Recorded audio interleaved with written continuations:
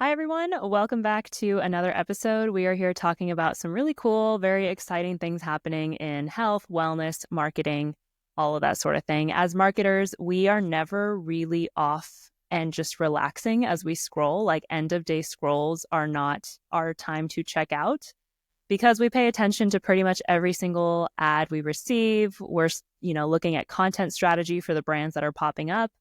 And Jess probably does this more than anyone else that I know because I get like 10 p.m. text messages on Facebook Messenger of like, look at how cool this ad was. I'm like, go to bed, check out. But so today I really wanted to have her explain some of the things she's been noticing. There's lots of different ways brands will go about essentially just trying to get people's attention, right? That's the whole goal of marketing. And so she's been pulling together some very interesting things she's been noticing as she scrolls. And I'm going to have her walk through that while I share some of the examples we pulled. Awesome. So, of course, I happen to be in the right audience for some of these companies as well. As you can see from these ads, clearly I am searching for solutions for my booty gains and cellulite, apparently. Isn't it funny how you say one word and all of a sudden your phone starts showing you things? Like they say our phones aren't listening, but they totally are.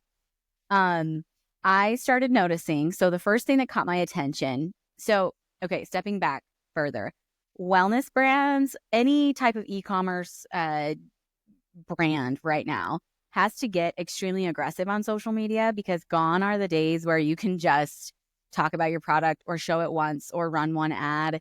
Like now, between all the forms of advertising, you have to get way more aggressive in your approach. So I was scrolling one day and the first thing that caught my attention was a UGC ad. And actually, I knew the person in the video.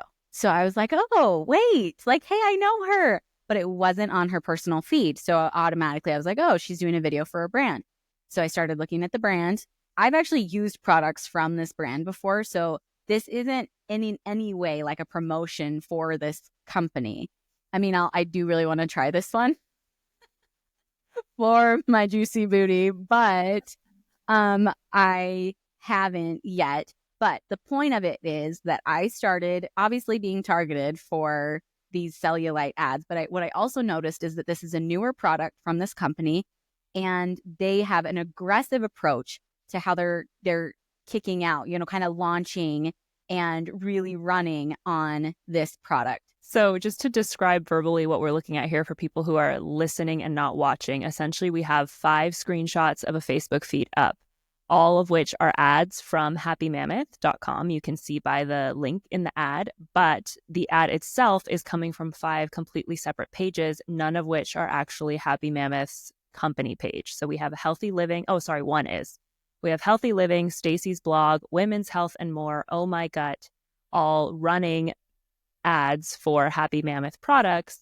And these pages are basically satellites of the Happy Mammoth brand that they're using to push these ads to larger audiences and get more diverse views. And you don't get creative fatigue that way. You look more like a personal brand. You're more trustworthy, all of that.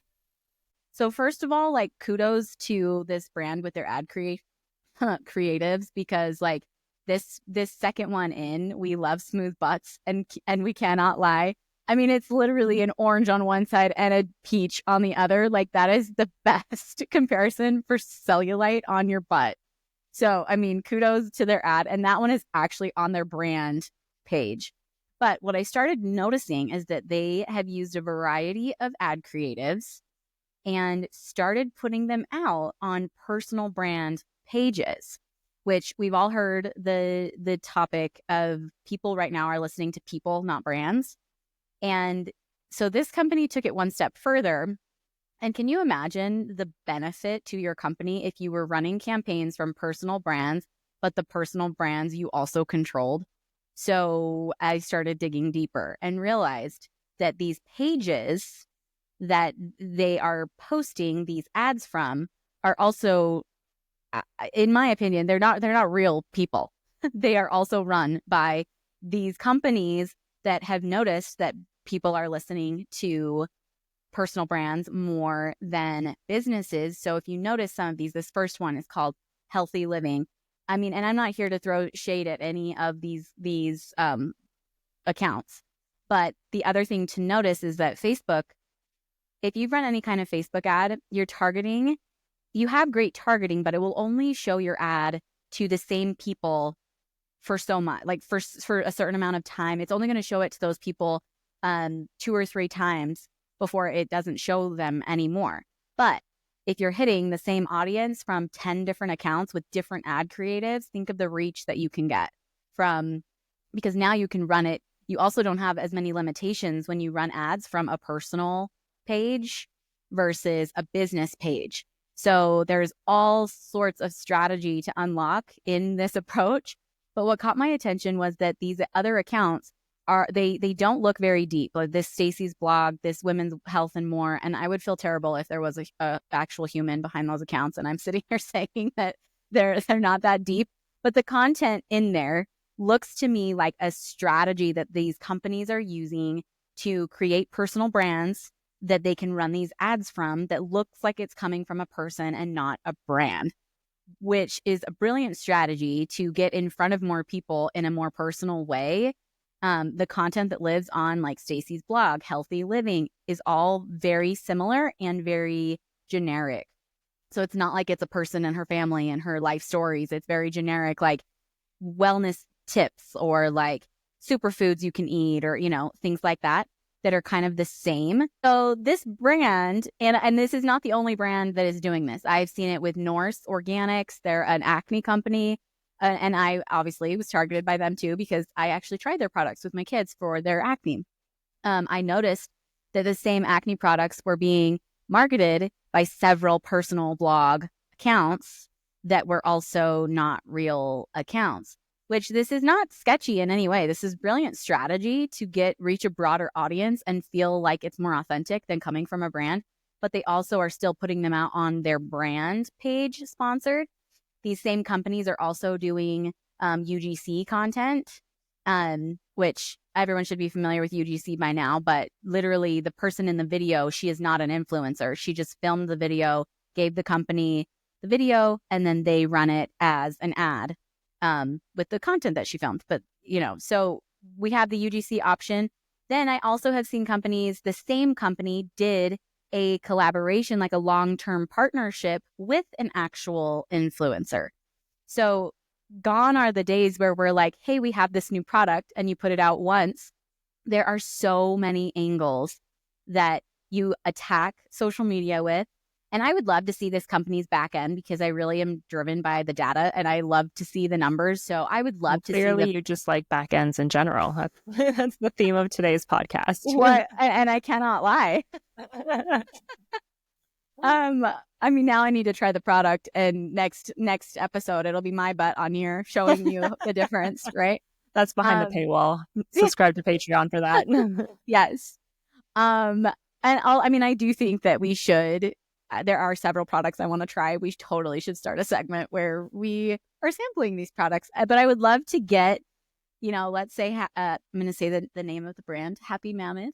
I would love to hear from their marketing team on how this stuff is working, because this is such an aggressive approach, but it's brilliant. And they're doing it on several platforms. So it's not just Facebook, but they literally figured out a hack to get around targeting, if you look at the variety of creatives, I think this also goes to speak that they are testing a ton of different creatives and seeing how they work, seeing what's catching people. This wouldn't necessarily qualify as like A/B testing because there's too many variables in each creative, but so many different creatives. Interesting enough, these ones right here are all static images, but this company did have video, like I said, the UGC video ads running, but they were running on their brand, on their like Happy Mammoth brand page. And to show that this isn't the first time that they've done this, because if you look at this last one, this is apparently we're just talking about butts and things that come from butts today, but this one is from the same company, but it's the I can't even see what the product is called, but it's about, cleaning up your your your gut, basically. But if you notice, it's on a page called Oh My Gut. So the strategy of building out some personal pages that you also control. And granted, this is meant for people that have big teams that can handle the volume of this, but they also, they're doing this with their other products as well, putting out pages that make sense for that product, running the promotions on several variations using different creatives.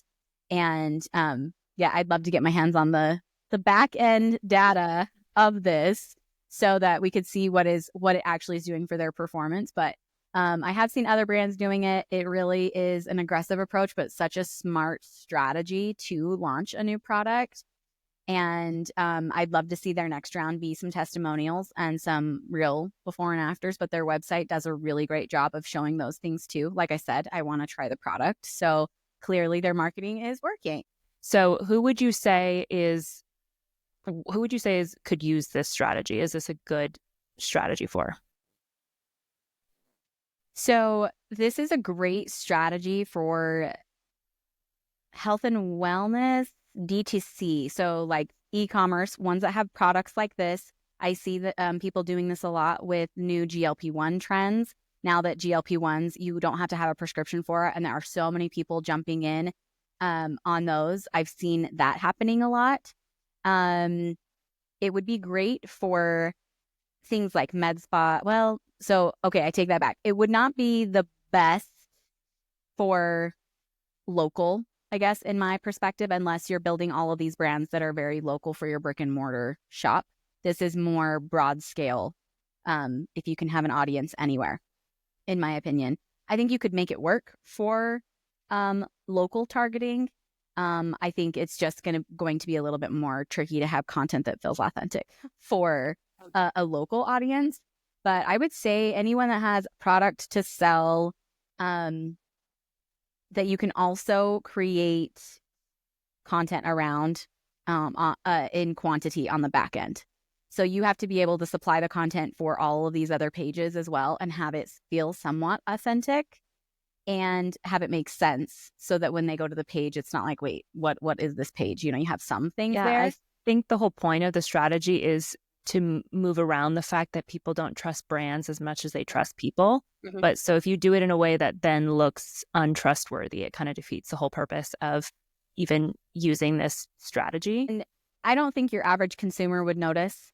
I think from the marketing perspective, what they're seeing is that, oh my gosh, a lot of people are talking about this product and sharing this product. Mm-hmm. It's not just the brand. So if a lot of people are talking about it, it must be great, which your average consumer is not going to look and know, oh, Stacy's blog is an AI built page. I don't think it's AI built, but I mean, we would use our AI tools to build a page like that,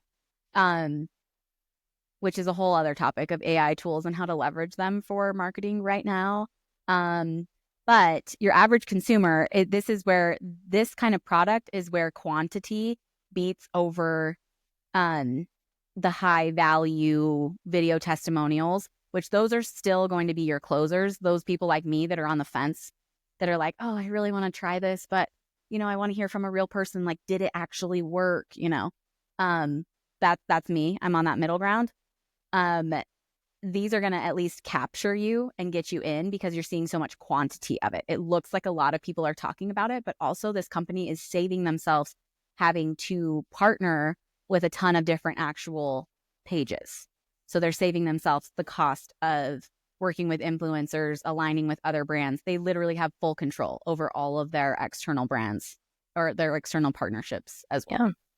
I think there is also a budget constraint too. I mean, I don't know what Happy Mammoth's meta ad spend is per month, but you would need pretty much a pretty significant budget to be able to disperse it across all of these pages. So I mean, I think if you're working with anything less than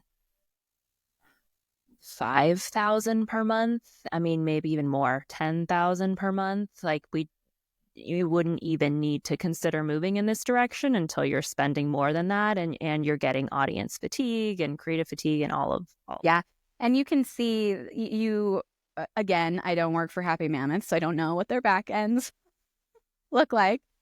But um this is a lot of individual creatives versus like they're not running, like I said, they're not doing A/B testing because these are all, I mean, they would have to run several of the same type of creative to one of these pages to be able to really analyze how each of those is performing individually. Well, and we Um, don't know if these have been A/B tested, and then these are kind of the results that they're correct. leaning into. Yeah. Yeah. But Yep. this isn't an example of A/B testing, is what you're Mm-hmm. saying. Yep. Yeah. And well, from a back end perspective, if you were running all of these ads, they they are running separate campaigns to each of these pages, which would take a lot of ad spend to make it worth it, make it relevant, because it's not just one that's, testing out creatives. My favorite, I mean, they all have really great, we're not analyzing their ad creatives, but I really do just love this peach and orange one. Whoever's on that creative team, like high five, that's a really great, Gets your great attention. idea. I think Yeah. we need a prize too for whoever can count how many times we've said back end in this episode. Yeah. Back end or butts. And I love that the other piece I pulled is about poop. That's pretty on So brand. apparently we are crossing that bridge on this episode. I love it. Awesome. Well, yeah, we thought this was really cool. Something that maybe regular consumers wouldn't even notice, but us as marketers, we're watching. Definitely something that people can consider and implement and might not have considered as a part of their paid social meta ads strategy. So we wanted to share that today for anyone who, gets some gears turning, some thoughts going on some potential new avenues for getting ads out there. One other thing I wanted to point out, in this space, there's another brand specifically that keeps coming to mind, and they did partner with. She's a bigger influencer, but not like celebrity influencer. So I would say like middle ground. And they didn't partner with her for just one video. They just established a partnership with her. And that can be a totally separate sphere in itself. But these same brands, that is what's really popular right now with the longer. So you have your options of quantity, looking like tons of people are talking about it and super important, really relevant, but then also your quality and duration. Because, with this product, I'm already like, okay, but I want to see someone that's been on it for 5 months. I want to hear from them. And we see this a lot in health and wellness stuff because their activation point is longer. So I saw this other brand and they partnered with this woman who also brought her husband in, and they were doing HRT, hormone replacement therapy, with this brand.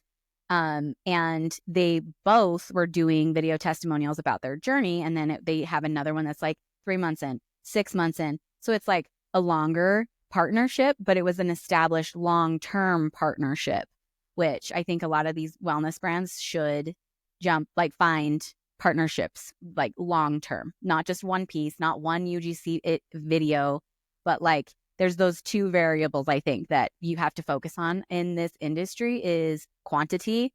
And if you're not going to send a bunch of free samples out to a million creators and have them all posting about it, this strategy of creating your own pages and controlling it is brilliant.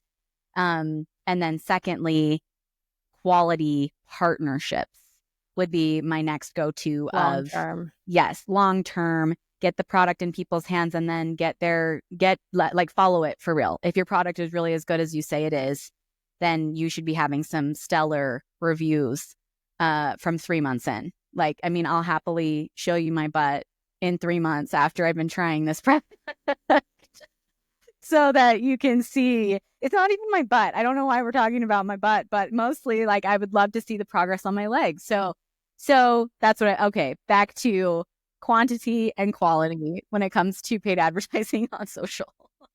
All the more reason to subscribe. You may one day see Jess's butt. There we go. Well, to just finish out, I wanted to share some just cool news that's happening in the industry because not only do we do this and we love marketing this, but we're also just fans and excited about what's happening. And so that's part of, what we're plugged into, what we want to share.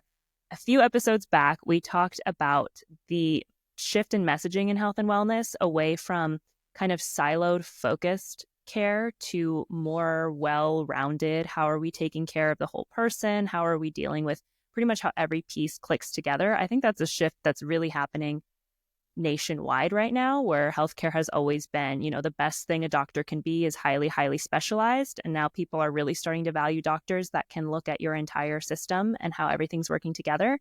Jess and I are reading a great book right now called Good Energy by Casey Means. That's all about how what you eat, what you put in your body influences all of these other effects and diseases and things that we're seeing later on. And so some news that just recently came out that I feel harkens, if anyone uses that word, calls back to that conversation. There was 3 pieces I pulled out. And so one that I thought was really cool to see was Prenuvo. And it is a startup. They just landed 120 million in Series B funding. And they are essentially all about preventative screenings, which I think is so cool. I think it's something that's been so lacking in the industry. It moves beyond our MRIs and unveils proprietary brain scans, body composition analysis, and labs for hormonal, heart, and immune health. It is AI powered. There's an AI portion to what it's doing. The idea is that it would screen for cancers, aneurysms, cardiac and neurodegenerative diseases, and more. Right now, it's saying there's the enhanced service bundle costs $4,000, up from the $1,500 from its baseline AI-powered MRI. So what does that mean? It's, Series B, it's been around a little while. It's getting some more funding, starting with focusing on MRI and AI incorporated in that. And now it's moving even beyond that into screening for all different kinds of different diseases, getting lots of great funding, FDA cleared, just a very cool move and new startup in the industry.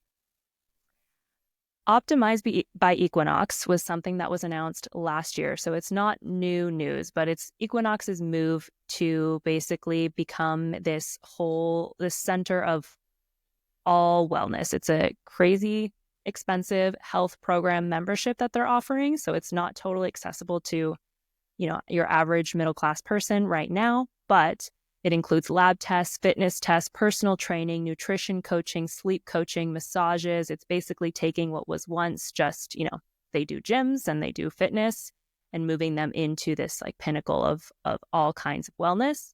And I have a feeling that though they are the first and though it is still a very high ticket membership, there will be a lot more movements in this direction that are a lot more financially accessible as well. Last piece of news, again, that was announced last year, so not totally new, but I don't know that it's hit every single consumer, is Aura's purchase of Very. Hold on, let me confirm that. Yeah, Very. Aura's acquisition of Very, which is a metabolic health startup. This was really exciting to see. There's a quote from CEO of Aura, Tom Hale. He said that according to an internal survey, 97% of its users are really interested in understanding how nutrition affects their health, which is awesome. Like, I love that. People want to be healthy. People care about this stuff. So I do use Aura. Have actually gotten a lot of information about what time I eat, what time I go to bed, how all of that affects my health. So really excited about the possibility of bringing metabolic health, continuous glucose monitoring into that conversation. So just some exciting news there. There's another full body scan like Prenuvo that some influencers have been doing lately. And it's I've seen a lot going to like Turkey and things like that they have them in the US now where it like scans. Like I was trying to look it up when you were talking about it. Maybe we can talk about it. There was an influencer that went and had it done as a preventative, and she did get to do hers. She was someone from The Bachelor. I'm gonna have to go find her. She went and had it done. Could you imagine all of the ailments and lives that could be saved if we knew way ahead of time what was happening? And this one scanned like you were talking about. It was like a full body scan that like an MRI machine, you go in, but it looks way deeper. So it looked at like, that's great. And then and I don't remember all of the details. I'd have to go look at it, but it made me think about the Prenuvo one. But I want to say that this one was like $4,000 for your scan. And they only have I think they went to Colorado. I think there's one in Denver. That you can pay and go do this scan. But I am someone that gets like anxiety from fear of death, basically. So every time that I think I'm sick, I automatically am like, oh my gosh, I'm dying. So like, and I like always tell my husband, if I ever die of a heart attack, you need to sue every doctor I've been to, because I have told them that there's a problem with my heart forever. And it'd be great to have a further look at that. Like, Yeah. not someone just triage like your symptoms right now, like, oh, you're fine right now.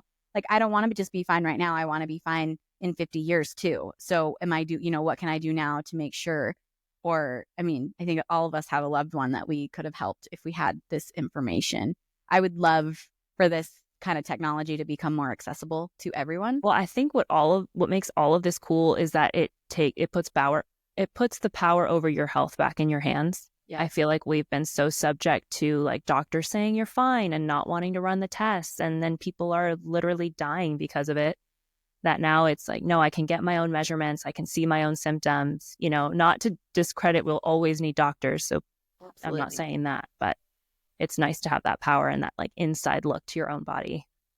I have a friend on Facebook just yesterday. She made a post and she's like, I'm reading this book and it's changed the way I view life and my family and all of this stuff. And she puts a picture of it and it's the Good Energy book. I So have I bought this book commented, for yeah, I 4 people. commented, yeah. And I was like, hey, I was like, I'm reading it too. And she's like, oh my gosh, has it totally transformed your life? And I'm like, actually, it's just putting into words what I already felt. Yeah. Like, already that we're missing, so and we really should get that author on this Oh my on our God, I would podcast love and to. talk to them, because it really would be great. But that book really, like, and that knowledge, and is also, I feel like, in marketing, helping me understand the other side of like the people that do care about this, how to speak to them, what they're concerned about, Yeah. like how to connect in a different way. And it also helps me understand doctors a little bit better, because they are to specialize in one thing, like they're Yeah. to get really good at that one thing. So it also helps. What it's the same with it helps from both perspectives, Yeah. from a consumer and a marketing perspective. I recommend anyone read it who is marketing in health and wellness, just because, like Jess is saying, the capacity to connect and resonate with what is popular in culture right now is huge. And that is very popular. I've single-handedly got it in 4 people's hands. And I don't know how many copies are sold, but I'm sure a lot. And she's amazing. I have heard hour-long conversations with her, Casey Means, on just different podcasts. So definitely take the time. It's worth it for many, many reasons. Awesome. Well, that's it for us today. Please like and subscribe anywhere you get your podcasts, and tune back in next time for more health, wellness, and marketing.